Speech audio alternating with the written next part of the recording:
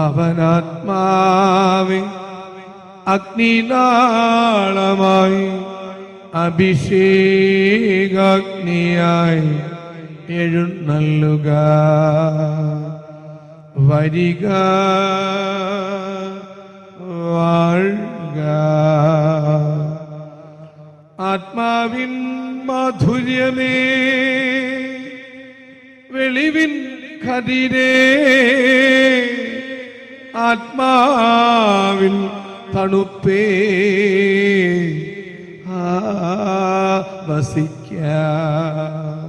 സ്നേഹമുള്ളവരെ, ആകാശത്തേക്ക് നോക്കിയാൽ രാത്രിയിൽ മിന്നുന്ന നക്ഷത്രങ്ങളെ കാണാം. പകൽ കണ്ണിന് അത്ര സുഖകരമല്ലെങ്കിലും നോക്കിയാൽ ഇങ്ങനെ തപിച്ച് പ്രകാശം ഒരുപാട് വീശി നിൽക്കുന്ന സൂര്യനെ കാണാം. സന്ധ്യാസമയങ്ങളിൽ കൺകുളിർക്കെ നോക്കി നിൽക്കാവുന്ന നക്ഷത്രങ്ങളുടെ ഇടയിൽ കുറച്ചും കൂടി മിന്നൽ പ്രകാശവുമായി അമ്പിളിമാമൻ ചന്ദ്രനെ കാണാം. ഒക്കെ നമുക്ക് നല്ലതാണ്, കുറേയേറെ നന്മയാണ് നമ്മുടെ മനസ്സിൽ തങ്ങുക. പക്ഷെ ചിലപ്പോഴൊക്കെ നമ്മൾ ചില ആളുകളെ ഓർമ്മയുടെ ആകാശത്ത് തെളിഞ്ഞു നിൽക്കും പോലെ നമ്മൾ നോക്കുമ്പോൾ കാണുമ്പോൾ, ചിലരെല്ലാം ചില പ്രകൃതി രമണീയമായ കാഴ്ചകൾക്കുള്ളിൽ കണ്ണിന് ഐ എന്ന് പറയാവുന്ന ചില ശബ്ദങ്ങൾ, കാതിന് അയ്യോ എന്ന് പറയാവുന്ന ചില രൂക്ഷ അനുഭവങ്ങളുമായി നിൽക്കുന്നവരുണ്ട് സമൂഹത്തിൽ. അവരുടെയൊക്കെ വിചാരം അവർ ആകാശത്ത് നിന്ന് മഴ പെയ്യുമ്പോൾ ഇങ്ങനെ വെള്ളം വീഴും പോലെ, മരങ്ങളിൽ നിന്ന് ഇങ്ങനെ പൂക്കൾ ഇതൾ വിടർന്ന് അടർന്ന് വീഴും പോലെ ഒരു ഉണ്ടായതാണ്.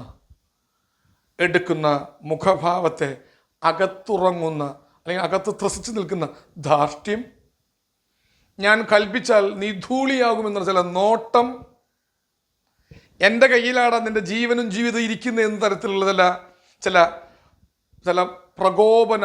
പ്രബോധന ആജ്ഞകൾ. പൊന്നുമക്കളെ, തിരിച്ചു പറയുക, ദൈവത്തിൽ ആശ്രയിച്ചോളാം. ഒരു സെക്കൻഡ് മതിയിട്ട ഒന്ന് പെടഞ്ഞ് വീണ കഴിക്കും.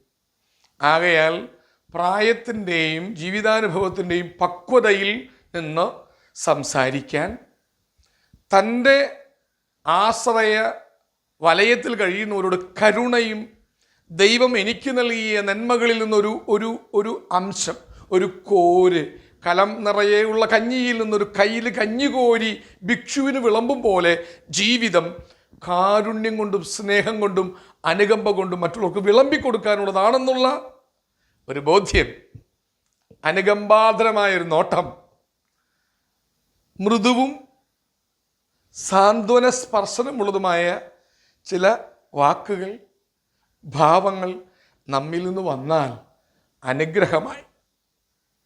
ആമേൻ. ദൈവം അനുഗ്രഹിക്കട്ടെ.